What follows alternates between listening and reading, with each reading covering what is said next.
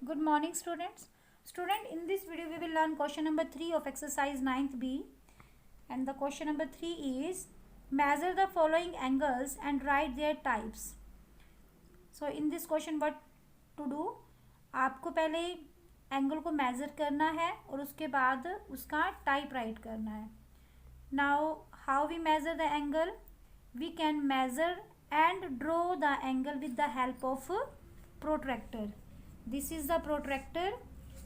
So first of all learn about protractor beta. See, this is the base line of the protractor. This line is called the base line of the protractor, and this line is known as center point of the protractor. Okay beta, learn these both things. And a protractor has two scale. How many scale? Two scale होते हैं, 0 to 180. And here see, this is inner scale and this is outer scale.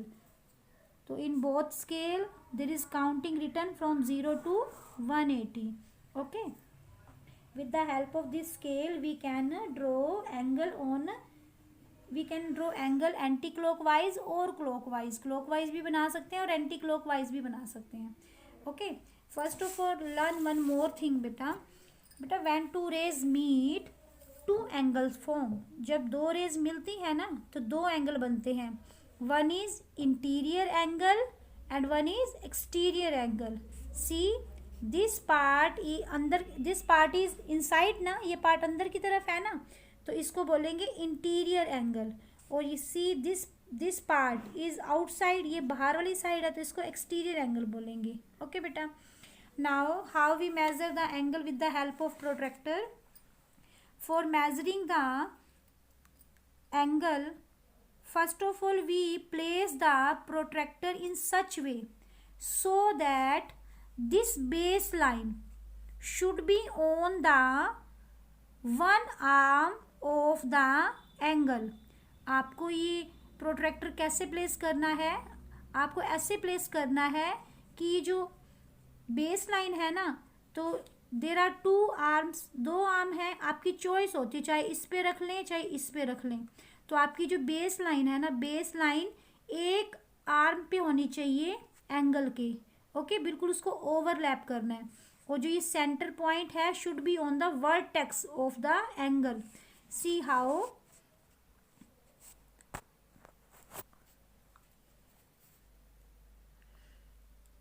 Vertex के ऊपर तो आप right keep करेंगे centre point, और जो आपका ये बेस लाइन है, बेस लाइन को शुड बी ऑन द रे.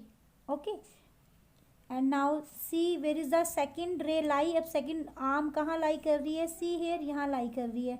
तो it is in front of बेटा, it is in front of 15. ये 15 के बीच में. अब आपको किस साइड से रीड करना है बेटा? 0 के स्केल से रीड करना है. और आप किस साइड से रीड करेंगे? जिस साइड ये रे ओपन हो रही है. तो 0 से देखो कहाँ तक जा रही है, 20 और 10 के बीच में लाई कर रही है. तो इट मीन्स ये कितने डिग्री का एंगल हो जाएगा? ये 15 डिग्री का एंगल हो जाएगा. ओके, और जो 15 डिग्री का एंगल होता है वो कौन से टाइप का एंगल हो जाएगा? वो हो जाएगा एक्यूट एंगल. तो what we write here, 15 degree and its name is acute angle. Now come to B part. In B part C which angle we are to measure. हमें इंटीरियर एंगल मेजर करना है कि exterior angle measure करना है? हमें exterior angle measure करना है. तो सी हेयर बेटा, जो एक्सटीरियर एंगल है वो क्या है? 180 से मोर है. तो आप प्रोट्रैक्टर से एक्सटीरियर एंगल आप मेजर नहीं कर पाएंगे अगर आपको गिवन एंगल 180 से मोर गिवन हो. Okay, how. सी हेयर, यहाँ देखें, दिस रे, ये वाली रे क्या यहाँ से स्टार्ट हुई थी, यहाँ से स्टार्ट होती हुई पहले इसने क्या करा? पहले इसने 90 डिग्री का एंगल बनाया होगा, देन इसने 180 डिग्री का एंगल बनाया होगा, then it moves beyond of 180. तो अभी ये 180 से आगे चली गई. तो जब आपको गिवन एंगल 180 से मोर हो ना, तो आपने प्रोट्रैक्टर की हेल्प से आप वो एंगल मेजर नहीं कर पाएंगे. तो आप क्या करेंगे? एक्सटीरियर नहीं मेज़र कर पा रहे तो आप इंटीरियर तो मेज़र कर सकते हैं ना, तो आप इंटीरियर एंगल मेज़र कर लेंगे क्योंकि ये 180 से लेस है, 180 से लेस वाला एंगल आप मेज़र कर सकते हैं।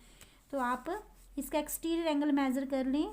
तो आपको ये प्रोट्रैक्टर ऐसे रखना है कि आपका centre point should be on the vertex और जो आपका बेस लाइन है should be on the one arm of the angle की प्रॉपरली। अब देखें बेटा, you will read the zero line, आप ज़ीरो वाली लाइन रीड करेंगे और ज़ीरो वाली line now see where is second ray lie. अब सेकेंड रे कहाँ पर है, 120 के सामने है। तो दोनों रेज, ये दोनों रेज इंटीरियर एंगल कौन सा बना रही है, 120 का बना रही हैं। ओके 120, बट आपको तो ये एंगल बताना है ना, और आपको ये भी पता है कि जब एक कंप्लीट सर्कल बन जाता है तो ये कितने डिग्री का एंगल बनाता है, 360 का बनाता है ना। तो जब आप 360 में से ये 120 माइनस कर देंगे, 360 में से जब आप 120 माइनस कर देंगे तो ये जो एंगल बच जाएगा वो एंगल निकल आएगा। तो 120 जब माइनस करेंगे तो व्हाट लेफ्ट, 240 डिग्री। तो 240 डिग्री कौन सा एंगल होता है, रिफ्लेक्स एंगल होता है क्योंकि 180 से मोर होता है। तो what we write here, reflex angle. Good बेटा, आपको ये एक्सटीरियर एंगल निकालना था। एक्सटीरियर एंगल क्या है, 180 से मोर है। तो जब भी आपको गिवन एंगल 180 से मोर गिवन हो ना, तो आप प्रोट्रैक्टर की हेल्प से वो सेम एंगल मेजर नहीं कर पाएंगे। तो आपको क्या करना पड़ेगा, उसका अपोजिट एंगल, ये एक्सटीरियर एंगल है तो आपको इसका इंटीरियर एंगल मेजर करना पड़ेगा। इंटीरियर एंगल इसका कितना बन गया, 120 बन गया।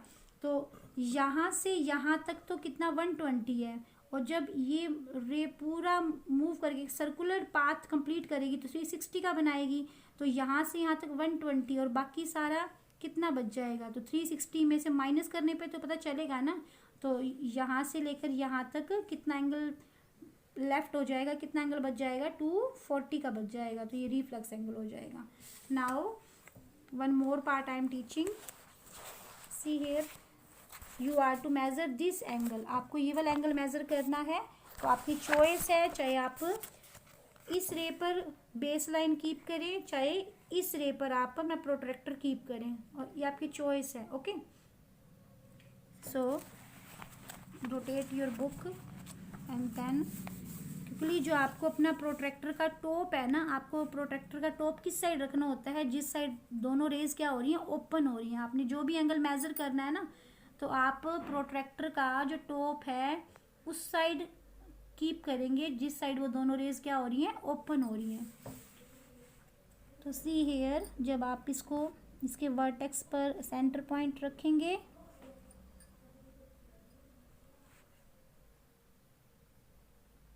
एंड रे के ऊपर आप जब बेस लाइन रखेंगे तो आपको ज़ीरो वाली लाइन रीड करनी है। जिस साइड रेज ओपन है उस साइड से ज़ीरो वाली लाइन रीड करनी है।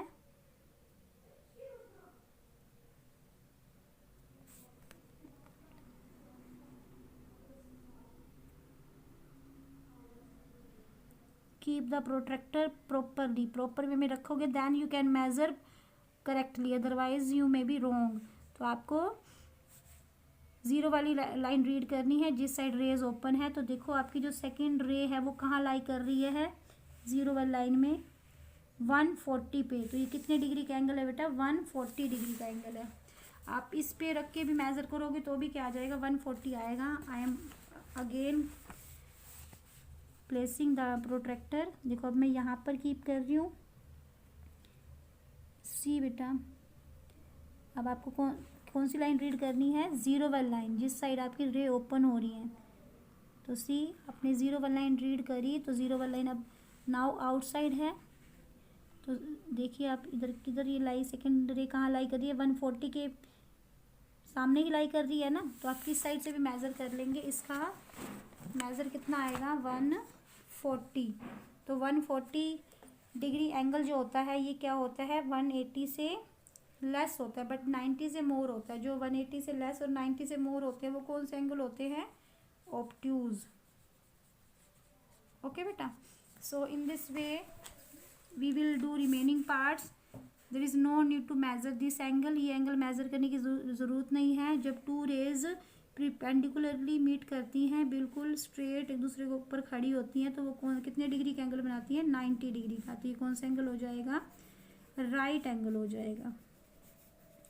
Okay, then this again we are to measure. कैसे मेजर करेंगे? सी हेयर आपकी चॉइस है. आप प्रोट्रैक्टर को किसी भी रे पे कीप कर सकते हैं, किसी भी आर्म पे कीप कर सकते हैं. I am keeping on this रे. तो वर्टेक्स के ऊपर आपका सेंटर पॉइंट होना चाहिए और वन रे के ऊपर आपका बेस लाइन होनी चाहिए.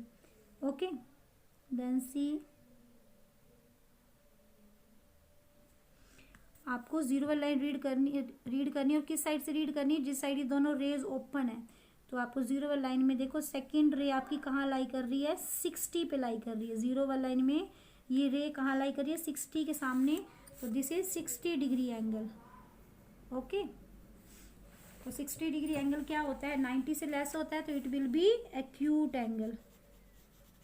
Okay, now last also no need to measure. See these both ray forming a straight line. और जो स्ट्रेट लाइन फॉर्म करती है वो कितने डिग्री का एंगल होता है? 180 डिग्री का एंगल होता है. तो 180 degree angle is called straight angle. Okay, so in this way we can complete question number 3 in your book. Okay बेटा, बाय.